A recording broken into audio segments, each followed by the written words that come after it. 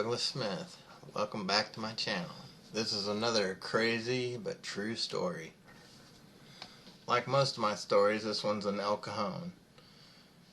In about 1993 or so, maybe a little later, maybe a little earlier, I was hanging out with a lot of unsavory people.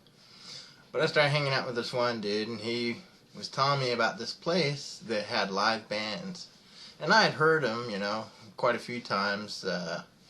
It was a little, studio place right next to the F Street bookstore on Main Street in El Cajon.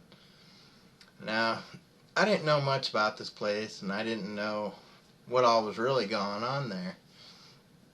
But one day he invites me up there, and there's a punk metal band playing. I can't remember what exactly. And they sounded pretty cool, and I'm sitting there listening and jamming out. And without thinking, I light up a cigarette. The band stopped playing.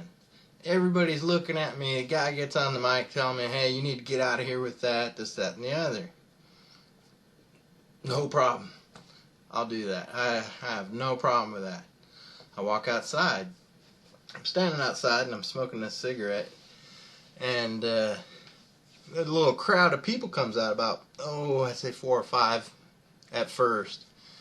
And they start talking to me about straight edge. Now, I had never heard of straight edge. Didn't know what they were. Didn't know what it was all about. And they start telling me about how smoking's bad for you, doing drugs is bad for you, drinking's bad for you, and I'm like, yeah, so you can choose not to do it, but I'm going to, because that's what I choose. Well, they start getting kind of mouthy and start getting brave. And at this time, a few more come down. I'd say there are about 10, maybe even 15 of them out there. And these guys, they have kind of the punk attitude, kind of the metalhead attitude, but they weren't really metalheads or punks. They're just bitches, really. Of course, later I found out straight edge guys are known for robbing drug dealers and all this, and promoting their Nazi fucking propaganda.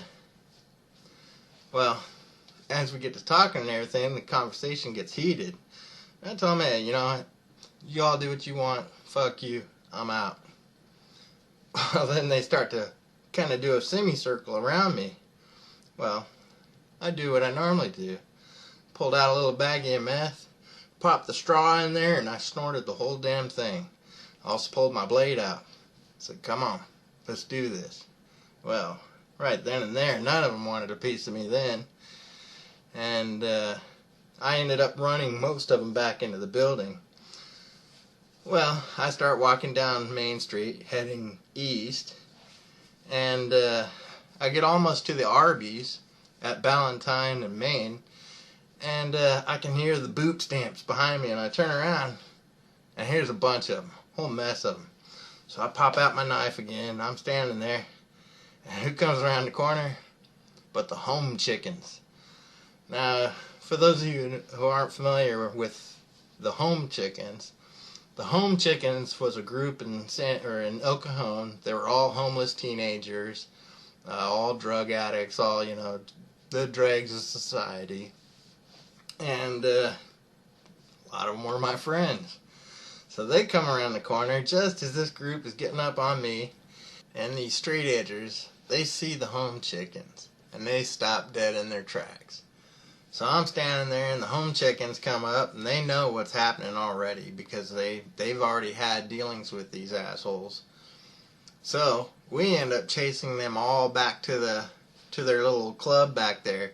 Of course, along the way we get a couple of them, beat the shit out of them, and run. Like I said, we ran them back to their place. Well, we're walking back, and next thing you know, here comes the whole damn place. Well, we're standing our ground, and they're just doing nothing but talking shit. So they talk their shit, and they walk off, and that's pretty much the end of it. So, but these people, when you're trying to impose your will on someone else, I mean, you're already lost. You know, I had so much more respect for the home chickens because at least these guys they were true to their word. They were honorable. You know, when a person went down, like during the fights, if a guy went down and he was down, you didn't see 20 people jumping on him and kicking him like you do in a fight nowadays. I mean, I've watched a lot of these fights that people put on the internet nowadays, and it's just like, Jesus, is everybody a punk now? I mean, really, seriously, is everybody a punk? I mean, does it take 20 people to beat up one dude? Honestly. So, but that's the story, and I've got a lot more. So, thanks for watching. Have a good one.